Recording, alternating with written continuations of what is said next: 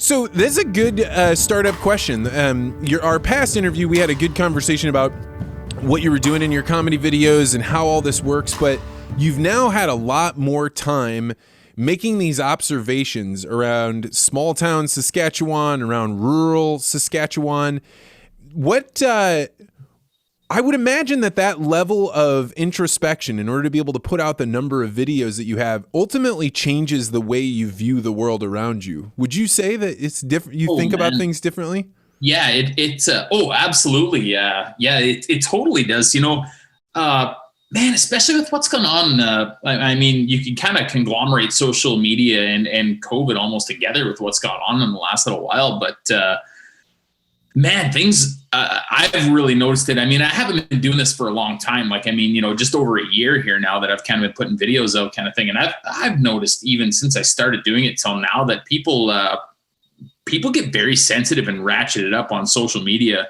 I mean, obviously probably with a longing for information that they're trying to look for due to, the COVID pandemic and restrictions and things that are going on, and a few political things as well.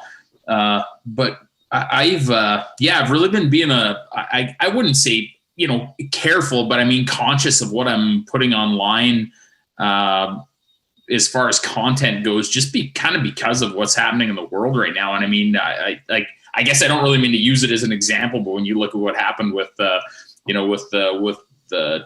Trump supporters and everybody that wound up storming the Capitol and some things, there's some crazy things happening out there right now. I mean, you spend a better part of the summer and into the winter seeing, a lot of riots happening and things like that. And I feel it's just more important now than ever to really be conscious of what you're putting up. And I even feel like in the last year, some of the things that I would have put up that people would have looked at as, well, that's just kind of a goofball with a comedy channel, now is like their tone has kind of changed of what they're watching. And even you see it in a lot of the comments on your videos and stuff like that. And you're just like, man, you just got to be really conscious of what you're putting up. That's comedy's dangerous, right? Because the whole reason that you have a court jester is because that jester is supposed to keep the king from getting too big of a head, right? So he's the one that can say stuff that makes everybody laugh, everybody feels good, we keep grounded. But if you end up starting to have a situation where the jester's no longer allowed and comedy gets kind of pushed out, then nobody's keeping everybody on the ground, and people take what was meant as lighthearted or fun or kind of a quirky take as aggressive and something they need to destroy. Yeah, very, very much so. And I did a video called the Great Reset. And I mean, 90% of all my videos are geared at just getting people laughing and even laughing about what's happening. You know what I mean? Because you need to be able to, and I've always said this from the start, I'll always say it until apparently if what I'm doing is a comedy career or whatever it is over, you need to be able to laugh at stuff. Right. And there's some pretty crazy things going on in the world right now, but it just doesn't change the fact that there's a lot of times I can still look at things and just be like, that is so absurd, it's hilarious kind of thing, because you kind of can't believe that it's happening. But when I did that video, my intent was to just kind of get people laughing at what's going on and the kind of the hypocrisy of a few things that are happening. And oh man, like you go into the comment section of that video and like that is the first one I've done, and it's kind of I'd call, our pandemic and everything that's going on, it's maybe at the height of what's happening. I hope it's at the height of what's happening, and I had to take an obscene amount of comments down, just because you're starting to get like hate comments and violent comments and everything. And I can't have somebody commenting in a comedy video that I made about politics in Canada to stretch the necks of politicians. Like, you have to take that stuff down, right? And that's never my intention of any of the stuff that I do. I just, kind of want to make fun of the reality of stuff that's going on and then move on. I think there's a lot of comedians that do that, and maybe I missed the mark on it, but I've watched it over a few times and I'm like, well, I'm not trying to rally up a posse here to go down to the parliament buildings and dethrone people. You know what I mean? Yeah, I think like one of the reasons I like your videos so much, I was thinking about this the other day. One of my favorite videos that you did, there was a scene where you're talking about the tie downs or the straps.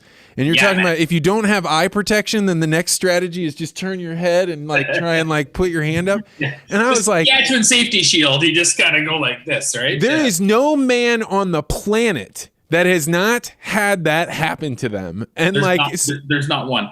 Side note, I had like 12 to 20 moms, message me on different social media and stuff and be like, I wish you wouldn't put stuff up that for my kids to see kind of thing. And I'm just like, hey, I'm not trying to encourage unsafe behavior. I'm trying to make fun of stuff that I've seen my dad do. You know what I mean? So wait, people gave you shit about that video? I can promise you, Vance, there's absolutely every video that I do, somebody gives me shit about it, whether it's my own mother or somebody else. So what do you think is going on there when somebody you don't know reaches into your world and tries to tell you like this is the way you ought to do it? What's going on in the mind of somebody that does that? Yeah, you hear a lot of that, and I get where some people are coming from, and I feel like we'll talk about this too. This kind of ties in maybe to a little bit of energy stuff that I've been talking about that I'll be talking about too, but. I get that people get upset, and I think most of the time when you see people get upset about things, 9 times out of 10 it's because they don't understand what's happening, right? I did or maybe they've had something happen in their life that would cause them to have something like that, maybe trigger an emotion within them, being like, hey, I don't like what you're doing.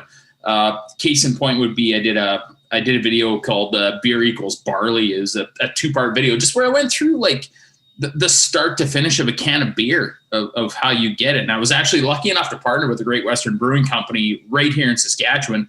And we grow Metcalf malt barley that's used in brewing, which is kind of cool. And it was super fun to do, and got to meet some great guys at the Great Western Brewing Company. And that's been the neatest thing about this is you keep getting to interact with people that are very involved in some different things. And from one of the brewers there, I mean, I've learned more about barley in 3 conversations with him than I've ever even knew existed about barley. We grow it, you know what I mean? So that's been really cool. But getting back to the point, there was a time where I just did a shot where I was falling backwards into a load of barley on a trip. Oh man, and I know where this is going.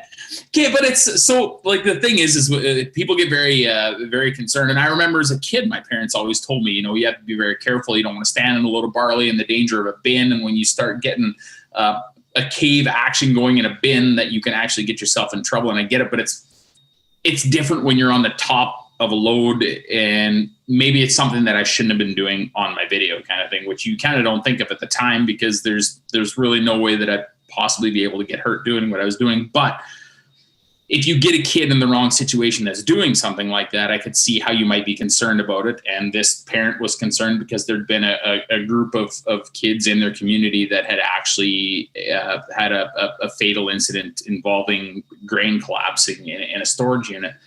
So everyone's initial reaction when somebody gets after you on something that you've done or what you're doing, I mean, is obviously get defensive and defend yourself and say it's not that big of a deal. But I think, maybe the more important thing that I've learned of what I've done over the last little while is to try and take it with a grain of salt, and then try and put yourself into their shoes and think, well, why are they coming at you with the accusation or the defense of what they have going on? And just try and wrap your head around that maybe before you respond to it, because everybody's very, very quick nowadays to just, and I'm guilty. I'm guilty 9 times out of 10 to just, hit somebody back with a comment or something like that. But maybe that's what's missing a little bit from society right now, is to just take a deep breath and see where the other person that is having an issue with what you're doing, why they would be coming at you with that issue. Try and put yourself in their shoes before you respond. And after we conversed back and forth a little bit, I realized that she had been a member of this community where they had this tragedy happen. And at that point in time, when you see something like that, and you understand it, you're like, okay, I can understand how you might be concerned about what I did or who might take the wrong thing from what I was doing. And that's I feel like that's something that's really very quickly deteriorating from our society, especially in the last little while with what's been going on, because everybody's just so up in arms about politics and COVID and the energy, green energy and climate change and everything. There's just, everybody seems very, very oversensitive, and it's hard for everybody to be able to just take 5 and take a breath and just be like, okay, I kind of see where you're coming from, but let's have a conversation about it instead of fighting about it. You know what I mean? Yeah, I run a network, and part of the online group, they get together and they do all kinds of interesting things that are not normally associated with the internet. So we have this thing called Circular Firing Squad, which is like a debate. So we take a really controversial topic. Anybody that signs up can come. But the expectation is, before we get started, everyone has to go around the horn and say, this is what's going on in my life right now. And the expectation is, if you say everything's good, then you're probably not saying the truth, right? Like, hey, I got my boss is going on. Last night I was fighting with my spouse, or I had this whatever. And you find that I don't know that people go any easier on anybody else for that, but I do think there is this sense of like, oh, I can hear Mike's frustration, and I maybe don't have to have all of his frustration feeling like it's being pointed at me and I have to be defensive. And I think that the whole world of social media strips out all of those things, and they say, if there's any emotion laden in this comment, it's all about me, and I should be able to push back on that, or at least that's the way I feel. Yeah, man. Yeah, absolutely. And that's, I feel like that's a very good observation.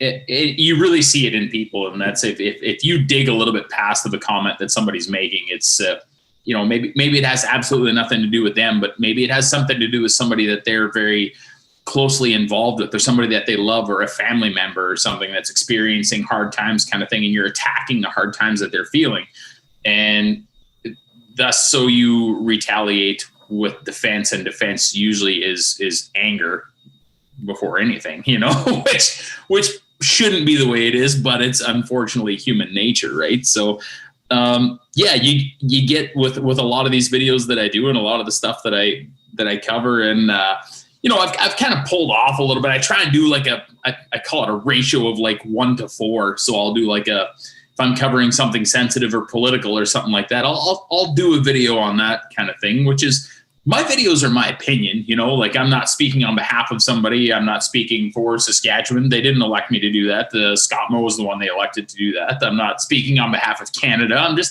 I'm speaking on behalf of me, and probably just a couple of farmers that I know that are close by here kind of thing. And I just try and make it light and funny. And then I'll try and, pit that against 4 videos that have nothing to do with politics or anything, that are just slapstick, can we all just hang out and laugh kind of humor. But the crazy thing is that I've noticed in the last little while with a lot of the stuff that I do, specifically over the past, I'd say 6 months, has been, I can put up a video about, I did, let's use today for an example. I put one up, and it was just a goofy video, maybe a little bit offside, which I do from time to time, about, I was talking with myself, trying to figure out how my wife had got mad at me kind of thing. And all I said was what I was thinking. Nothing related 10 inches of wood in between your legs, I think, right? Yeah, that's the one. Yeah, I'm impressed. You watched it, man. Thanks, buddy. But yeah, it's just absolutely nothing to do with politics whatsoever. And I have at least, 20 comments in the queue that trace back to COVID or the government or something. And I'm like, how are we tying this together? This is just supposed to be a goofy video that can make you, what's the point of it? It's just to make you forget about everything that's going on in the world, and just be able to sit down, watch a video and laugh and be like, that's funny, man. That happens to me too, and that's, I try to counter the 1 to 4 ratio with that kind of thing, but it doesn't seem to matter how much you try and keep that ratio right. There's a few people that they just got to do it. It's like they're addicted to bringing what's happening to them that day. No matter what you put out for content, they want to bring that into that conversation and address it. And it's kind of sad that that's where we're at. I get that people are cooped up in their homes and a few different things, and they're shut down. And maybe that's the only place that they have where they can bring out their transgressions and everything. But man, at some point in time, we got to be able to look at something and be like, we don't need to make that political at all. That's actually hilarious. And it's okay for me to just sit here and laugh at something completely silly. You know what I mean? Thanks for checking out this podcast short. If you like this interview, make sure you hit the like and subscribe button and hit that bell so you always get notified about this podcast. And if you're really interested in conversations like this, you may want to consider joining the Articulate Ventures Network. To find out more, go to network.articulate.ventures.